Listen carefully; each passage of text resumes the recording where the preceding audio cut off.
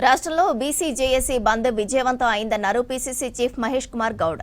ప్రజలంతా బంద్లో స్వచ్ఛందంగా పాల్గొంటున్నారని వివరించారు. బీసీ రిజర్వేషన్లపై తమకున్న చిత్తశుద్ధి ఏ పార్టీకి లేదన్నారు మహేష్ కుమార్ గౌడ్. బీసీ బిల్లుకు ఆమోదం తెలపాలని త్వరలోనే సీఎం అధ్యక్షతన ప్రధాని మోదీని కలుస్తామన్నారు. ప్రభుత్వ పరంగా 42%తో ఎన్నికలు వెళ్లాలని చూస్తున్నామని వివరించారు పీసీసీ చీఫ్. సాధ్యాసాధ్యాలు పరిశీలించిన తర్వాత స్థానిక ఎన్నికలపై నిర్ణయం తీసుకుంటామన్నారు మహేష్ కుమార్ గౌడ్.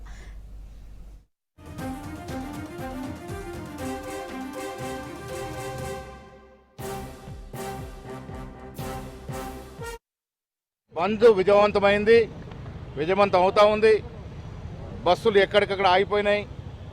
ప్రజలు స్వచ్ఛందంగా మేము అడుగుతున్న కోరిక న్యాయమైంది కాబట్టి ప్రజలు కూడా స్వచ్ఛందంగా వారి షాప్స్ని, వారి యొక్క ఇండస్ట్రీస్ అన్నీ కూడా మూసించినారు.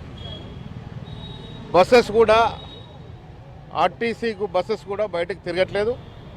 మా మంత్రులు చాలా చోట్ల బస్ డిపోల ముందట, మిగతా చోట్ల బంద్ పాటిస్తూ ఉన్నారు. నేను తెలంగాణ ప్రజలకు విజ్ఞప్తి చేస్తూ ఉన్నాను, ఇది ఒక న్యాయమైన కోరిక కోసం జరుగుతున్నట్టు బంద్.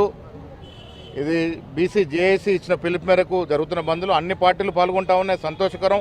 ఇది కాంగ్రెస్ పార్టీ మద్దతు ఇస్తున్న బంద్. ఇది కాంగ్రెస్ పార్టీలో ఉన్నటువంటి అన్ని వర్గాల వారు ఈ యొక్క కోరికకి, ఈ న్యాయమైనటువంటి డిమాండ్కి మద్దతు ఇస్తున్నారు. కాబట్టి కులాలకి మతాలకు అతీతంగా కాంగ్రెస్ శ్రేణులందరూ కూడా బంద్లో పాల్గొంటూ ఉన్నారు. బీజేపీ చేస్తున్నటువంటి పచ్చి మోసం తెలంగాణ ప్రజలు గ్రహిస్తూ ఉన్నారు.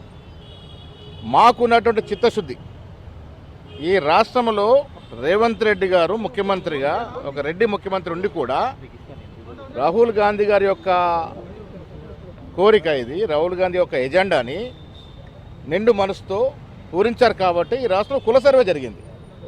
95 సంవత్సరాల తర్వాత కుల సర్వే చేయడం అనేది ఒక చరిత్రకు నిర్ణయం.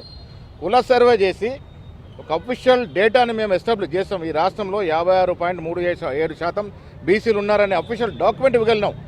ఇది 100 ఏళ్ళుగా ఈ డాక్యుమెంట్ ఎక్కడ లేదు. బ్రిటిష్ వారు సర్వే చేసిన తర్వాత మళ్ళీ సర్వే కాలే, కుల సర్వే కాలే. దేశ చరిత్రలో మొట్టమొదటిసారిగా తెలంగాణ ప్రభుత్వం చేసింది. కుల సర్వే చేయడమే కాకుండా 42% విద్యా ఉపాధిలో, అదేవిధంగా లోకల్ బాడీలో 42% రిజర్వేషన్ ఇస్తూ 2 చట్టాలు చేశాం. చట్టాలు అన్ని పార్టీలు ఓటేసాయి కదా. మరి వీళ్ళ బీజేపీ ఎంపీలు మాట్లాడుతున్నటువంటి నాయకులు, సీనియర్ నాయకులు, బీసీలుగా చెనమోత నాయకులు ఎందుకు మీరు మోడీ దగ్గరికి వెళ్ళి ఈ యొక్క విషయాన్ని ప్రస్తావించట్లేదు? ఎందుకు ప్రస్తావించట్లేదు? మేము వెళ్తాం, రేపు ముఖ్యమంత్రి గారి నేతృత్వంలో అఖిలపక్షం తీసుకెళ్ళి మోడీ గారిని కలిసి ప్రయత్నం చేస్తాం. మీరు బీజేపీలో పార్టీ సభ్యులుగా ఉన్నారు, పార్లమెంట్ సభ్యులుగా ఉన్నారు, ఒక్కరోజు కూడా బీసీల యొక్క 42% రిజర్వేషన్ మాట్లాడరు. మళ్ళీ వాళ్ళ ముసలి కన్నీరు కారిస్తే ప్రజలు నమ్మే పరిస్థితులు లేరు. కాంగ్రెస్ పార్టీకి ఉన్న చిత్తశుద్ధి నా బీఆర్ఎస్కి లేదు, బీజేపీకి లేదు. బీఆర్ఎస్ బీజేపీ పార్టీ లోపాయక ఒప్పందంలో ఉండి 42% రిజర్వేషన్ మద్దతు ఇస్తే కాంగ్రెస్ పార్టీ బీసీల హృదయాల్లో ఛాంపియన్ అయిపోతుంది. కాబట్టి దీన్ని అడ్డుకోవాలనే ఒక చెడు అభిప్రాయంతో దీన్ని అడ్డుకుంటా ఉన్నాం. ఎన్నికలు కూడా ముఖ్యమే, కానీ మేము చేయాల్సిన పనులన్నీ, చేయాల్సినటువంటి ఆప్షన్స్ అన్నీ ఎంచుకుంటా ఉన్నాం. ముఖ్యమంత్రి మా పిఎస్లో మాట్లాడుకున్న తర్వాత మా కోరికల్లా చిత్తశుద్ధితో 40% రిజర్వేషన్